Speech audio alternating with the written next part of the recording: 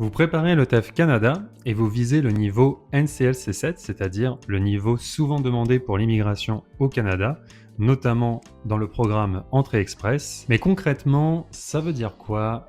Est-ce que le NCLC 7, c'est parler français parfaitement? Est-ce qu'il faut avoir un accent natif? Est-ce qu'il faut utiliser des mots très compliqués? Donc, nous allons voir tout ça dans cette vidéo et la réponse simple et rapide, c'est non. Dans cette vidéo, je vais vous expliquer à quoi ressemble vraiment le niveau NCLC 7 B2+ au TEF Canada, avec des exemples simples pour que vous sachiez exactement ce qu'on attend de vous. Le niveau NCLC 7 correspond à un niveau intermédiaire avancé. Cela veut dire que vous êtes capable de communiquer en français dans la plupart des situations de la vie quotidienne, professionnelle et administrative, dans la vie courante. Vous n'êtes pas encore au niveau d'un locuteur natif. Vous pouvez faire aussi parfois quelques erreurs. Vous pouvez chercher vos mots, mais vous devez être capable de vous exprimer de manière claire, structurée et suffisamment précise. Au TEF Canada, le niveau NCLC 7 montre que vous pouvez comprendre et produire un français autonome. Autrement dit, vous n'avez plus besoin de parler avec des phrases très simples, comme au niveau débutant. Vous devez commencer à expliquer, justifier, comparer, nuancer.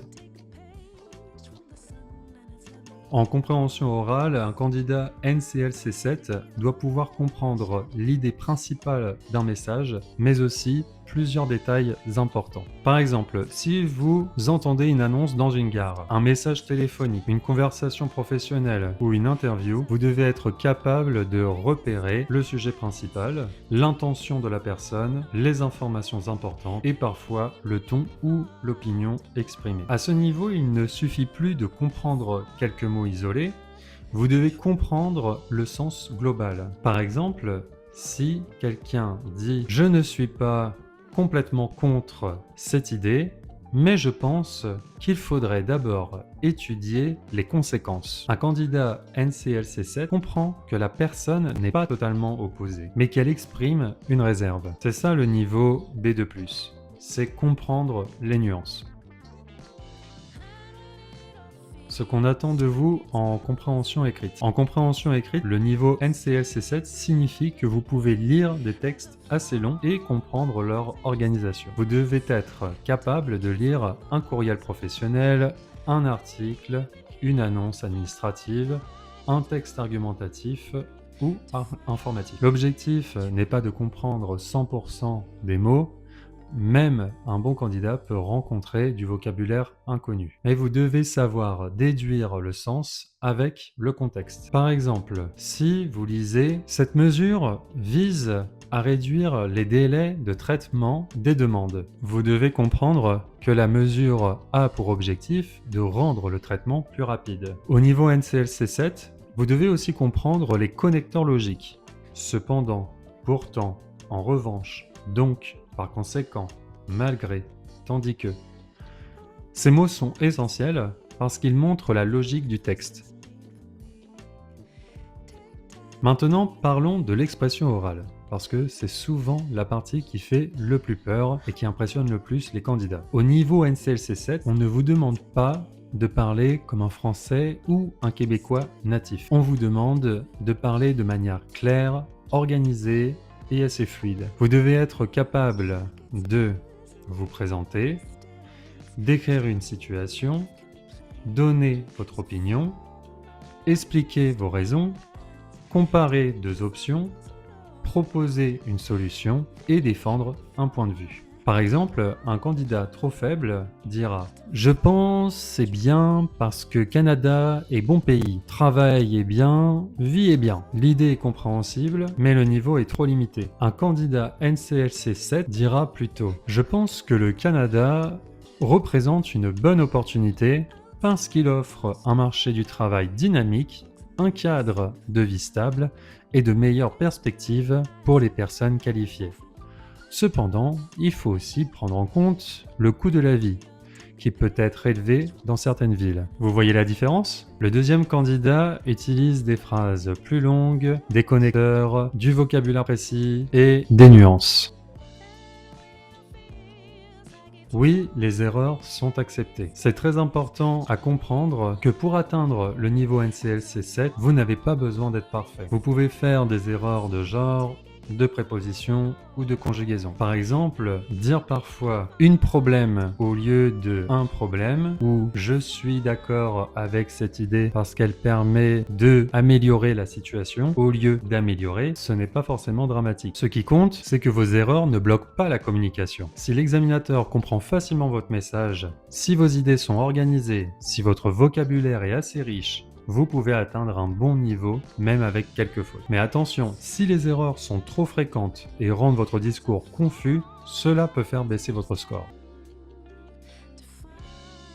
Le vocabulaire NCLC7 B2+, n'est pas forcément un vocabulaire littéraire ou très académique. C'est surtout un vocabulaire précis, utile, mature. Au lieu de répéter toujours « c'est bien »,« c'est mauvais »,« il y a beaucoup », deux choses, les gens aiment ça. Vous devez utiliser des formulations plus précises. Par exemple, c'est avantageux, cela pose un problème. Cette situation présente plusieurs limites. Cela permet d'améliorer la qualité de vie. Le vocabulaire B2+, c'est aussi savoir parler de thèmes fréquents au TEF Canada. Ces thèmes, en général, sont souvent les mêmes. C'est le travail, l'immigration, l'éducation, la santé, l'environnement, la technologie, la vie en société, le logement, les transports, la famille. Un candidat NCLC 7 doit structurer ses réponses. Cela veut dire que vous ne devez pas simplement parler au hasard, vous devez organiser votre pensée. Une structure simple peut être d'abord je présente mon idée, ensuite je donne une raison, puis je donne un exemple, enfin je conclus ou je nuance. Alors voici un exemple. À mon avis, le télétravail est une évolution positive. D'abord, il permet de gagner du temps, car les employés n'ont plus besoin de se déplacer tous les jours. Par exemple, une personne qui habite loin de son bureau peut économiser plusieurs heures par semaine. Cependant, le télétravail peut aussi créer un sentiment d'isolement. Il est donc important de trouver un équilibre entre travail à distance et présence au bureau. Cette réponse ressemble déjà beaucoup plus à un niveau NCLC 7. Alors voici des exemples concrets d'un niveau faible versus un niveau NCLC 7. Prenons une question typique. Pensez-vous qu'il est préférable de vivre dans une grande ville ou dans une petite ville? Un niveau trop simple répondrait « Je préfère grande ville parce qu'il y a travail, restaurant, magasin. Petite ville est calme, mais parfois ennuyeuse. » Alors certes, c'est compréhensible, mais c'est trop limité. Un niveau NCLC 7 pourrait dire « Personnellement, je préfère vivre dans une grande ville, car elle offre davantage d'opportunités professionnelles et culturelles. On peut y trouver plus facilement un emploi, rencontrer des personnes différentes et accéder à de nombreux services. Cependant, je reconnais que la ville dans une petite ville peut être plus agréable pour les familles, surtout grâce au calme et au coût de la vie parfois plus bas. Donc le meilleur choix dépend surtout du mode de vie et des priorités de chacun. Donc là on voit une vraie progression, une opinion claire, des arguments, des exemples, une nuance et une conclusion. Et c'est exactement ce qu'il faut viser. Vous êtes probablement proche du niveau NCLC 7 si vous pouvez parler pendant 1 ou 2 minutes sans vous arrêter complètement, vous pouvez expliquer votre opinion avec des raisons, vous utilisez des connecteurs comme cependant, donc, en revanche, par exemple, vous comprenez le sens général d'un document même si vous ne connaissez pas tous les mots, et vos erreurs ne bloquent pas la compréhension. Si vous êtes capable de faire cela, vous êtes déjà sur la bonne voie. Pour atteindre le NCLC 7, vous devez travailler 3 choses. D'abord, le vocabulaire thématique. Vous devez connaître les mots utiles pour parler du travail, du logement, de l'éducation, de la santé ou de l'immigration. Ensuite, vous devrez travailler la structure, apprendre à organiser vos réponses avec des phrases claires. Enfin, c'est l'automatisation. Vous devez répéter des modèles de phrases jusqu'à ce qu'ils deviennent naturels. Je vous donne quelques exemples. À mon avis, ce qui me semble important, c'est que cela peut être avantageux.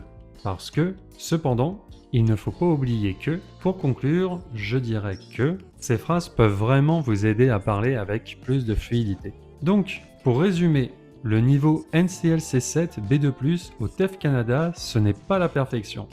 C'est un français clair, structuré, autonome et suffisamment précis. Vous devez être capable de comprendre les idées principales, de repérer les détails importants, d'exprimer une opinion, de justifier votre point de vue et de nuancer vos réponses. Si vous préparez le TEF Canada et que vous voulez atteindre le NCLC 7, commencez par travailler votre vocabulaire, vos connecteurs et vos modèles de réponse. Et si vous voulez aller plus loin, j'ai créé une formation complète pour vous aider à préparer le TEF Canada et atteindre le niveau NCLC 7 B2+ avec méthode.